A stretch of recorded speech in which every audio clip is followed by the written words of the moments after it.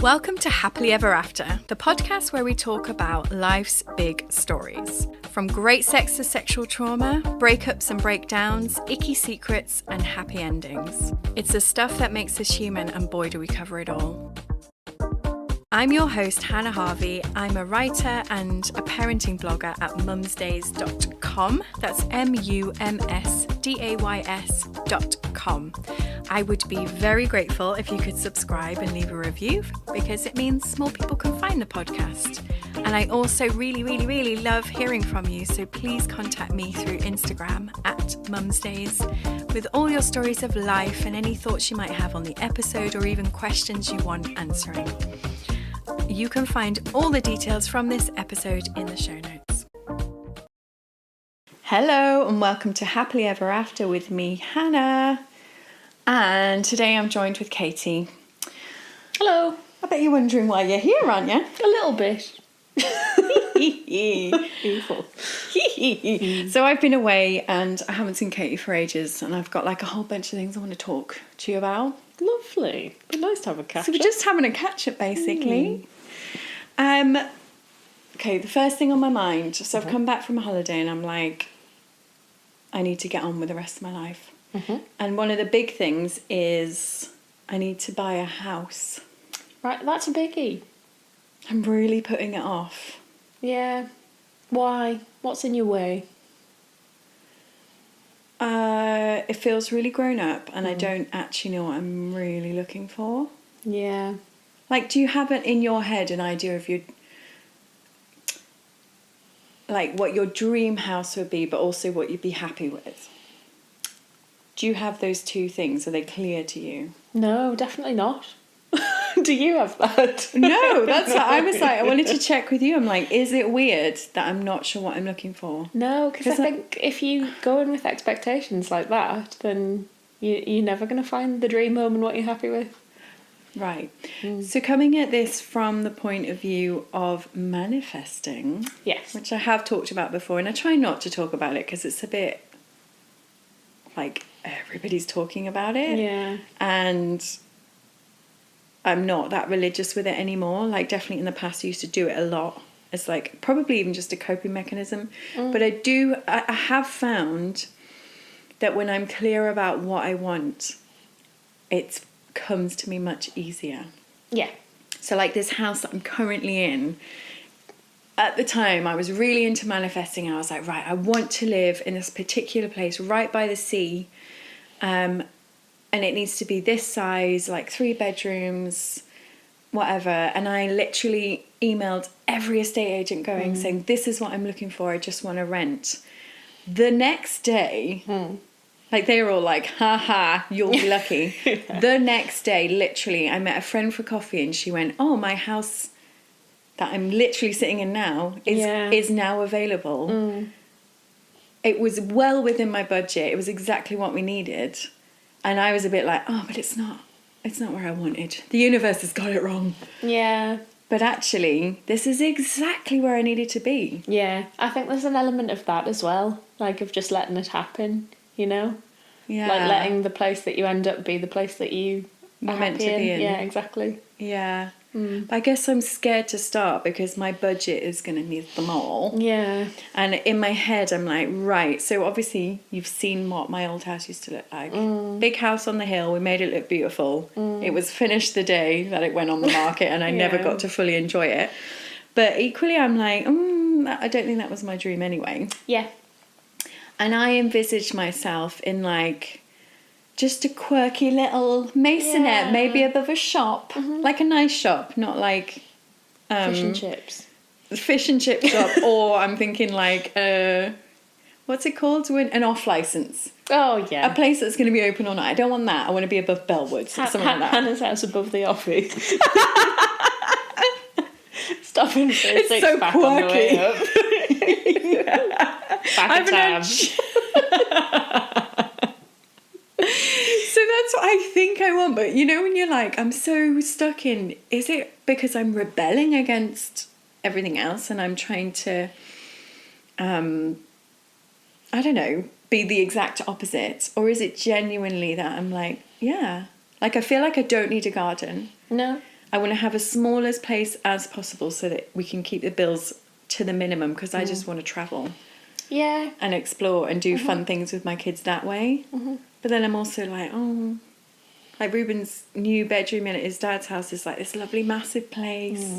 Yeah, but let him have that at his dad's. Like, it doesn't, it's like you've said, if he's going on loads of amazing trips and things with you, then he's not going to care about what his bedroom's like anyway. Do you think? Yeah, plus for me, I had 2 bedrooms when I was a kid. Okay, yeah. And I had one that was my bedroom and one that was a room that I stayed in, and I didn't feel like there was no particular place that I wanted to be in more, but there was one where I kept all my stuff, and that didn't mean that I liked one parent or one house more than the other, you know. It was just like one was my bedroom and one was where, like, actually the one at my dad's, which was the one that I just went and stayed in, was like really nice because it had just my nice things, and my like pink dressing gown was there, and like just a few cuddly toys and not loads of mess everywhere, you know. So it was nice having those 2 things when I was a kid.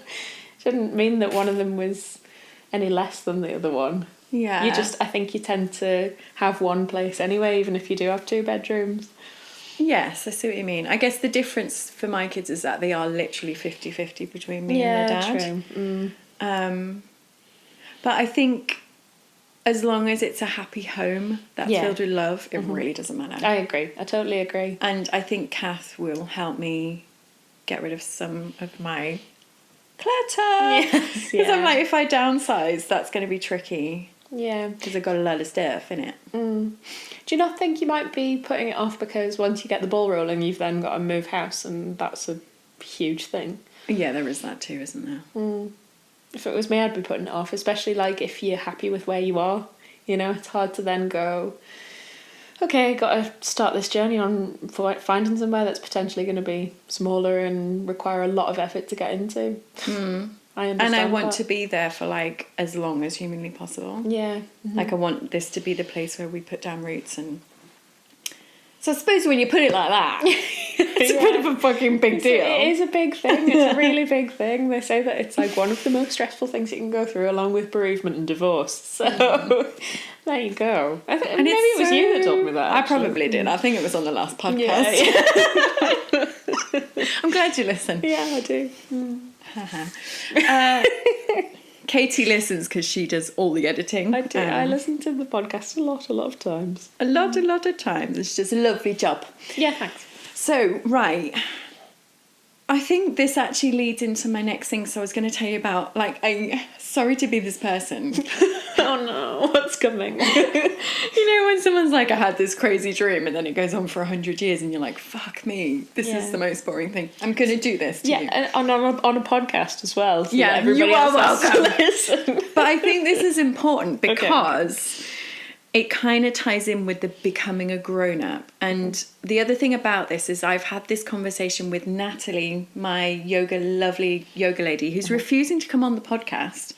Well, I suppose I don't, but people might find it a bit daunting, mightn't they? I mean, but don't worry, you got nothing to worry about. Just come on. We're sitting on the sofa having a chat. But my point, partly of telling you this, is because I want to tell you how insightful Natalie is, so that we can all start a thing to get her on. Like, she is. I'd good. really like her to do an episode. I would really like you to do an episode, so Natalie. Smart and so. Like so at the moment she's really interested in Jungian theory. So she's like, yesterday I saw her and she's like, so tell me about your dreams. See, yeah. And I'm like, love it. So the theory is that when you have a dream, every single person within the dream represents an element of yourself. Interesting. Right? So the first part of the dream that I told her about, which is why I woke up when I was away at the retreat, was that I dreamt that I was on the side of the mountain, you know, that massive rock that we climbed, looked up, and someone accidentally went too far over the edge and started falling. Then somebody else went to grab them, and then they fell too. Ooh. So I saw them both fall, and then I woke up and I was like, well, I'm not sleeping again for a while. Oh, yeah, that's horrible. So Natalie was saying, well, who were the 2 people? What bit of you is that? But they're people you knew? They weren't people I knew, but she's saying that whoever they were, they're an element of yourself. Yeah. So you've obviously felt like you've fallen, and then another part of yourself has tried to catch that bit of you and then also fallen. But then I wonder if there's something in what they look like as well. Who were they? What were they like? Did they have anything about them? Like, I felt like they were maybe, I couldn't even tell you what gender they were. yeah. Like, I think possibly like a man and then an older woman, maybe, but I can't quite remember. So that was the first bit. So I was like, I'm not totally sure what that's about, but interesting. And then the next bit, when I finally got back to sleep, like 4 hours later, had about an hour's sleep, and then Josie's like, do you want a coffee? Yeah, obviously. Yes. But I was in the middle of a dream there where, this is the nice bit, I was sat with Madonna. Oh, amazing! As in the Madonna, the singer, not the mother of Jesus. Yes. And although, you know, similar vibes. Not really. In this thing it was like I was cuddled into her, like sat like this with her, and she had her arm around me, and she was going, I'm going to take you on holiday. All right. Where were you going with Madonna then? Or? It was irrelevant. It was the feeling of her being like, I'm just going to look after you, and I'm going to buy you things and take you on holiday. And I was like, thanks, Madonna. Like, it was such a huge weight lifted. I bet it is symbolic that she's Madonna, though. Well, Natalie's thought on this was that that's a bit of yourself. Like, you're getting to the point where you can actually start looking after your little self and be like, I've got this. Yeah, I think that's it. Yeah. Isn't that exciting? Because Madonna is the mother, isn't she? You know? She's the mother, but so it could have been the mother of God because she had that vibe, but it was the Madonna. Yeah. So maybe we should get that Madonna on the podcast. Absolutely, I think so. Yeah, I would like that. I would like that a lot. And she's very big in the 80s, wasn't she? Which is when you were born, right? Yeah, but I think she was more like a Madonna now. She was Madonna now. Yeah. Interesting. But either way, I think the crux of the matter was I had this tumble and a fall where I tried to save myself, but you know, over the course of the evening, I then became the mothering figure for myself, and I can look after myself, and I can do this stuff, and I can pay for my fucking holidays. Yeah. Don't need anybody else. No, you don't. Oh, So I like that. That's nice, isn't it? But it's Natalie who helped me come to the conclusion, which is why she needs to be, you know, here for everybody else. I find that stuff so interesting. They say that, like, you can put away all sorts of anxieties and things as well when you dream about them. Like, it's how your brain processes things that have been going through your head during the day. And so if you, like, I've always wanted to keep a dream journal, but never been good enough to actually do it. Not good enough. Disciplined enough. Never been disciplined. You were definitely good enough. I can't get a haircut or buy bras. Like, dream journal's just not going to happen, you know? That's the kind of thing I would do. Like, by the way, I've been so productive this week, but I'm still failing because I've had to share my toilet roll between downstairs and upstairs. Keep forgetting to buy toilet roll. Oh no! It's the life stuff, isn't it? Yeah, it is, goes down the bottom of the list. Yeah. So anyway, that's the Madonna stuff. So if I can keep channeling that energy, I'll be fine when buying my house. Which is why I sort of connect the two together. Yeah, and I don't think you should be sort of down on yourself for hesitating on that, because it makes sense. Yeah, but maybe just the next step is like just walk through the door of a estate agent. Absolutely. Because confidence grows from action. Yeah, and it could all happen really quickly, or it might take ages, but you're in control of that. So it can happen as quickly or as slowly as you want it to. Yeah. I think once I get started, I mean, you know me, I'll be all in. All in. All I'll talk to. The next podcast will be just about buying houses. Yeah, I've become the expert. You might, and that'll be great. And it'll be my new job. Like, I will have become the new salesman. Like, that's where we're going with this. Yeah. That's probably why I'm nervous. Yeah, because I'm not ready for a new career. Yeah, because it's all encompassing for you, and I understand that. I get it. Yeah. The other thing I was going to tell you about. Where are we at? Okay, so coming back from the retreats, I had a big realization around who I actually am. So I talked about, when I was on the retreat, I did the podcast about how I was feeling post-divorce. Yes. And to finally get, you know, that sheet of paper which drew the line under it. And I assumed I'd be like, meh, it's just a piece of paper. But actually it was hugely symbolic. Yeah. And I felt like the next month was kind of regressing, like old fears had come up. Like that whole thing, like I literally had a panic attack that I was going to be attacked by a dog. Yeah. I'm like, I was bitten by a dog when I was a kid. And I was about 14. I used to help the milkman. And I went to knock on someone's door, and this Alsatian came around the corner and bit me. And it was terrifying. So after a while, after that happened, I was a bit like cagey around dogs and stuff, but Not surprised. forgotten all about it. And then I'm walking up a hill in Spain, and I'm like, fuck, I'm about to be bitten by a dog. And I had this fear that the kids were with me. It was quite like a lucid dream almost. And that I was going to have to try and protect them somehow. Oh, that's It was interesting. horrible. Yeah, that is I'm horrible. like, so all that kind of stuff was being processed, and then I dream about the Madonna, and somehow I seem to come out the other side. But when I come back, I was like, I am definitely an extrovert. Yeah. But I think there's different levels, like we were talking about this earlier, whether it's like I need to be around people to almost keep me sane and steady. Yeah. Because if I'm on my own too long, I go way too like overthinking everything and worrying. So just the act of being like, I need to be alone, but I need to be around people when I'm doing it. So going to sit in a coffee shop. Yeah, and I guess learning that sort of thing can be really eye-opening as well, and allow yourself to do stuff more that suits you better. Like, I only recently learned that I'm more of an introvert. Do you think you are? Definitely. I was going to ask you. Because, like, I've always assumed that I was an extrovert, because I'm quite, like, I like people, and I get along with them quite easily, and, like, I can be quite chatty, and I thought all of those things are what makes you an extrovert. But somebody once explained it to me as, like, an introvert, somebody who recharges their batteries in private by themselves, and an extrovert, somebody who recharges their batteries by being around others.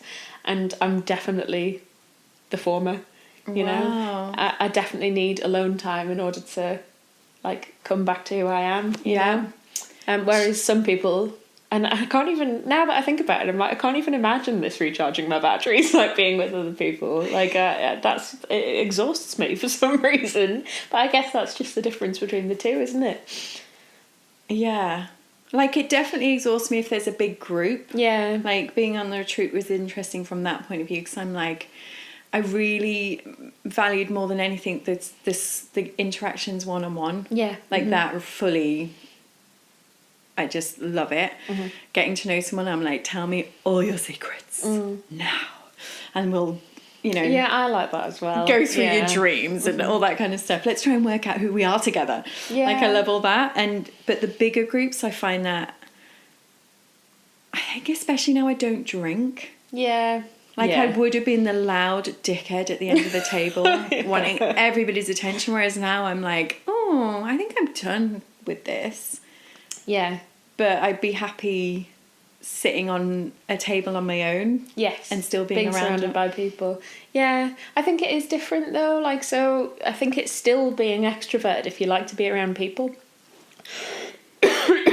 Sorry. Whether that's interacting with them or not, you know? Yeah. Whereas I would much rather sit in a room by myself. See, I can definitely do it. I can be quiet, I can, do yoga on my own. But I've just realised that if I do it for too long, I get very sad very quick. Yeah, that's interesting, because I definitely feel better after periods alone. Yeah? Yeah. Do you think maybe there's something in it? I don't know, maybe not for everybody, but I think if you have self-worth issues, for example, that you're like, I need to not be myself as much, so I'm going to be the opposite. Yeah. Because to me, I'm like, oh, it's so cool to be an introvert.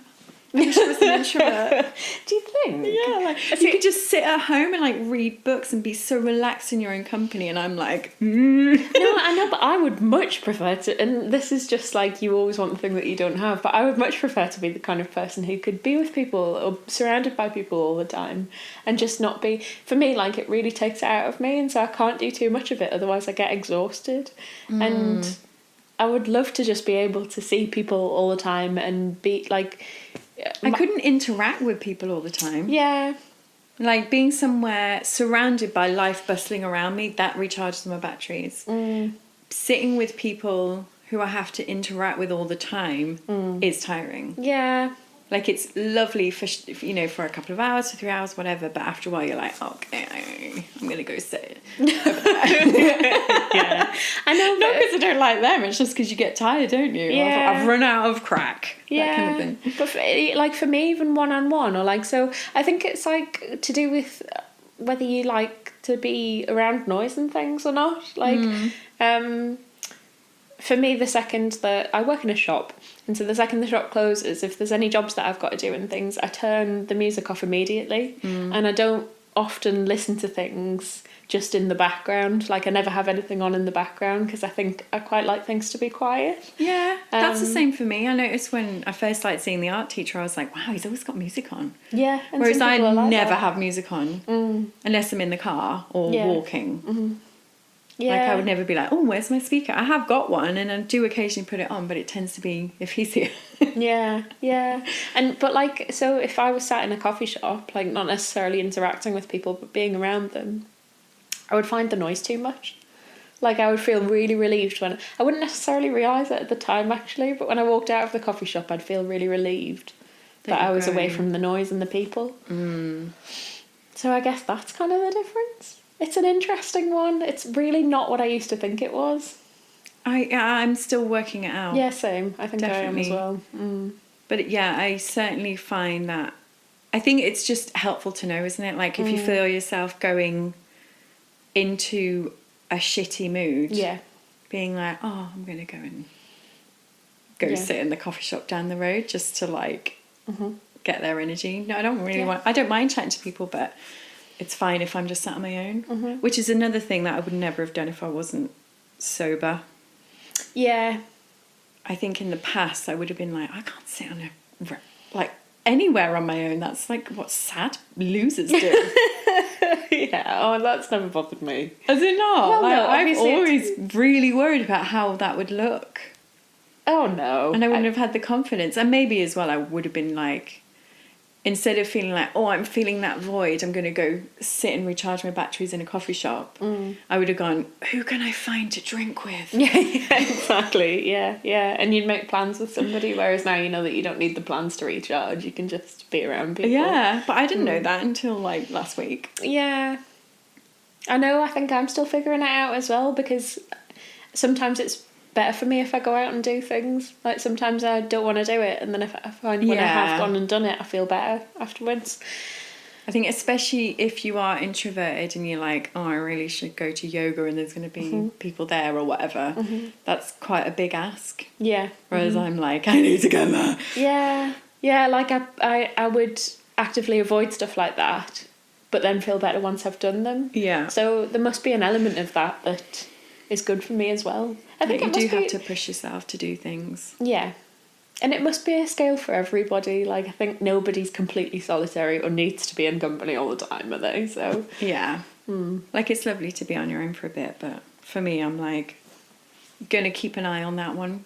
Yeah. Because I've always been like, you should be able to be on your own, like almost trying to prove to myself that I can do it. Yeah, I know, which is actually just fighting against what's natural to you. Yeah.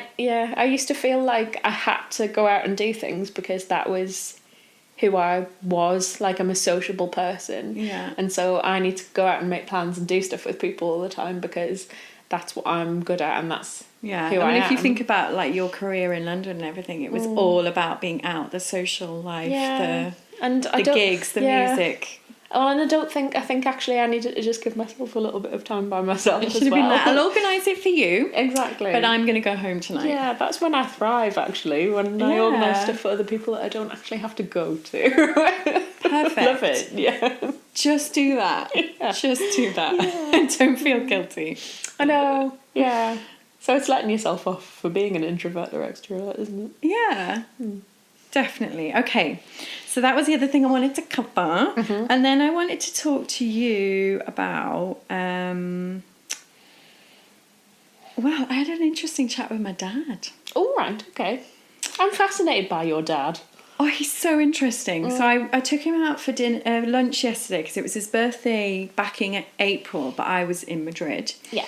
So I was like, I'll take you out for lunch when, when everything's settled and got back. So he was telling me all about his trip because he'd just been away for 3 weeks in Israel. Oh, right.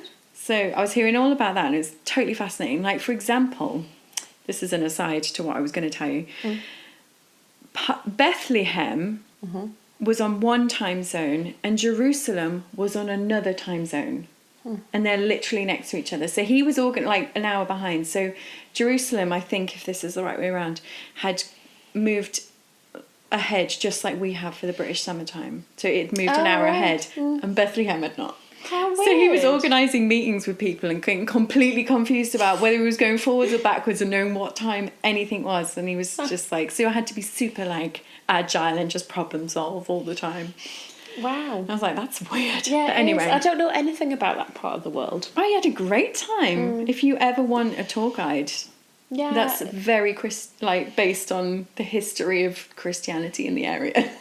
He's your man. We should maybe mention again that Hannah's dad's a vicar, which is probably why he was there doing that stuff. Well, what he actually does now is he is in charge of a theological college which teaches, it's an academic course that teaches people to be vicars. So cool. So he's hugely academic and he speaks like ancient Greek and teaches that and that kind of stuff. So yeah, I find that stuff all fascinating actually. Yeah, and I'm cool. not religious myself. I just think it's interesting. Yeah, same. Like I can have an intellectual conversation about it without it being like, what do you believe? Yeah, which is nice.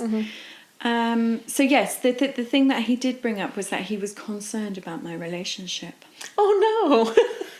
Why is he concerned about your relationship? Has he been listening to the podcast? He was like, he gets all his information from my mum who does listen. Yeah, right, yeah. And apparently my mum was like, it's just a bit of fun. Right, yeah. So, and he's worried that I'm like going to get hurt. Yeah. And I was like, but that's the case with every relationship you go into. There is a risk of getting hurt. So yeah, he ended up saying it was a bit like a penny farthing. Right, okay. So basically, most of my life is the big wheel. And this is the bit that I liked. And then he was like in the little wheel bit. He was in the little wheel? The art teacher. Oh, right, okay. Yeah. So the art teacher was in that like little wheel. So most of my life happens over here and I'm like a mum and I've got, work to do and all that kind of stuff. And then at the weekend, don't have my kids and I see the art teacher when I can because, he's currently busy a lot. Yeah. But I was like, what's wrong with that? No, I don't think there's any problem with He's that. like, either. well, penny farthings are kind of difficult to ride. And I'm like, yeah, but they'd be even harder if you didn't have the bee. If you didn't have a little wheel, then you're just on a massive unicycle.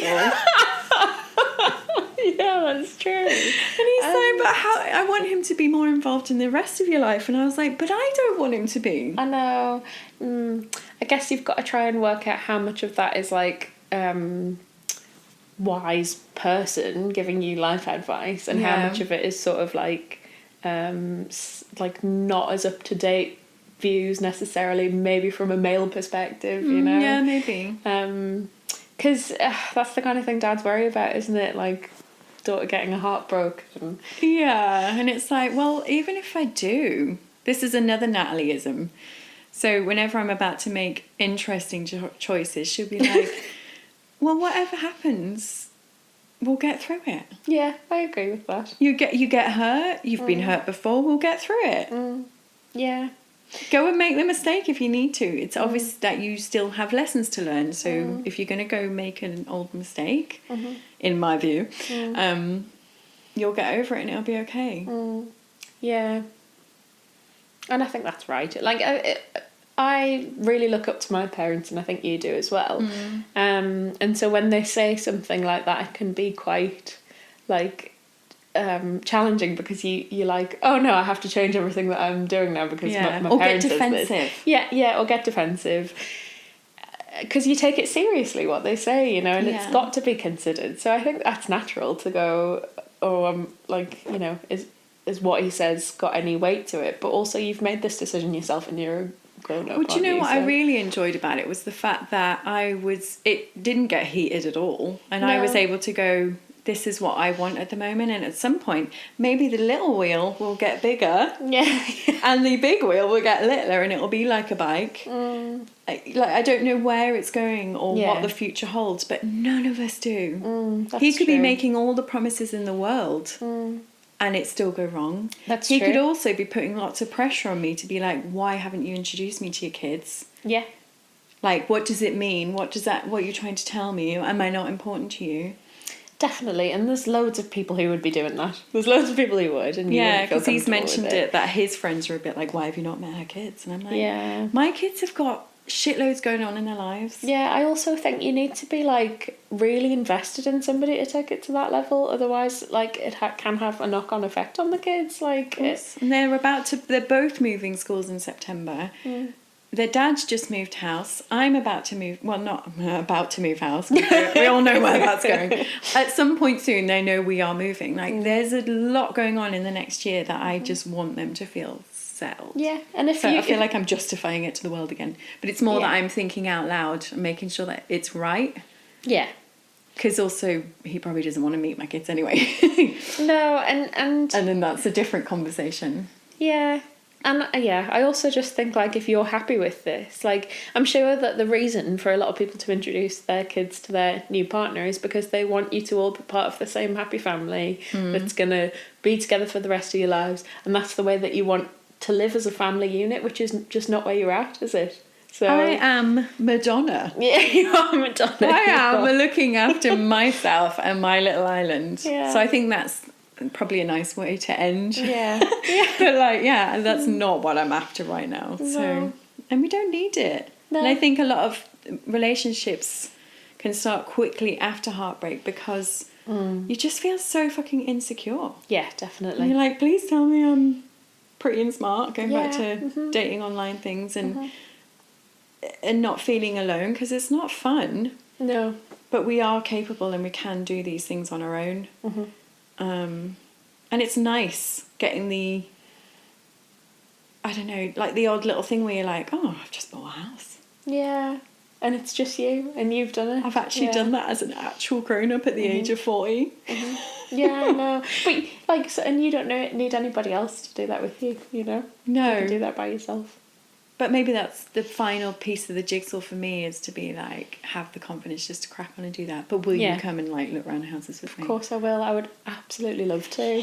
Love that stuff. Oh, yes. I'm in. Yeah. Let me just check if there's anything else. Oh, I'll leave you with a little story from today. Oh. I did something really bad this morning, Katie. What was it? It was literally the worst thing you can do as a mother to your child. Oh, God. What was it? I've forgotten on uniform day. Oh, God.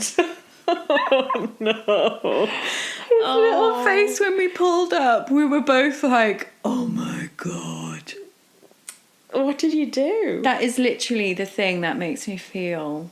I think there's something about seeing your kid mortified that is worse than anything that could ever happen to you. I felt so bad. Thank the baby Jesus. All right. I was like, I'm going to fix this. I don't know how. Yeah. I'm going to go see what's in the boot. I opened the boot and it was full of bags of charity clothes to go to the charity shop that I've been driving around with for so long, I'd forgotten they were there. That's destiny, I think. Thank you, universe. Yeah. Oh, dear. Yeah. So we put something on in the end from the boot. I mean, it didn't look great. If you go... That's better than having school clothes on, though, on non-uniform day, isn't it? Oh, it is. Like, he was happy as Larry, putting on a good. pair of holy joggings? Joggings. Holy joggers that came up, like, well up his shin. Yeah, it's better than school uniform, though, on non-uniform Hideous day. blue socks with his school shoes. Oh. I managed... Because it was red, white and blue for the coronation. coronation. He was wearing a white, like, polo shirt, so I was like, you'll have to keep that on. And then I found a red shirt in a bag. Boom. Yeah, well done. I God. can't believe you turned that one round. Me neither. I feel like that was some good karma. I must have done something good at some point that was like, we're going to make sure we've got your back for when you fuck up and forget the uniform time. It's some charity shop clothes in the boot. Yeah. Oh dear. So there you go. Yeah, I can't think of anything worse than that. I know. Wait, you've really been that recovered, child, right? Yeah. Well, I don't even know whether I did. I just can't. But you can imagine how awful it would be if you did come to school. Absolutely. Yeah. Right? Yeah. Aww. Worst thing in the world. But you recovered. Yay! Well done. Thank you. I'm now going to go buy some toilet roll. Yeah, I think And that's then a good I feel idea. like I've had a really successful week. Maybe I'll start a dream journal. We'll catch up on that one next month. Yes, lovely, when I won't have done it. Yes. Oh, thanks, Katie. Have a lovely weekend. Sorry for dragging you out on you. So Katie's also not feeling her best this week. Oh, I'm all right. And I was like, I still need you to come on the podcast. Can you suck it up? Yeah, we did a good one. I think we're okay. Yeah, we're all right. Oh, thanks, Fab. Bye, everybody. Bye. Thank you so much for listening, and I'll see you next time for another episode of Happily Ever After with me, Hannah Harvey. It would be wonderful if you could leave a review and subscribe. And of course, if you've got a friend who might enjoy this episode, then please do pass it on. For anything else, you can get in touch with me through either Instagram @mumsdays or through my website mumsdays.com.